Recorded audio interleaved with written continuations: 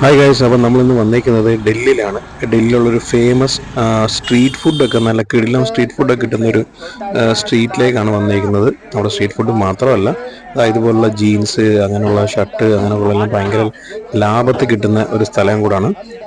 ഇവിടെയൊക്കെ ഒരുപാട് നമുക്ക് കഴിക്കാനും അതിനൊക്കെ തന്നെ കുടിക്കാനും ഒക്കെ ഉള്ള സ്പെഷ്യൽ ഡ്രിങ്ക്സ് ഒക്കെ ഉണ്ട്. അതൊക്കെ ചെറിയ റേറ്റാണ്, 5 രൂപ 10 രൂപ ആ റേഞ്ചിലൊക്കെ നമുക്ക് കുടിക്കാനൊക്കെ പറ്റും.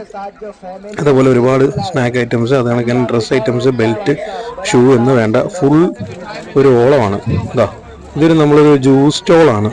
അവിടുത്തെ ഒരു ഡൽഹിയിലൊക്കെ ഉള്ള ലുക്കൊക്കെ ഇതൊക്കെ തന്നെ ആയിരിക്കും.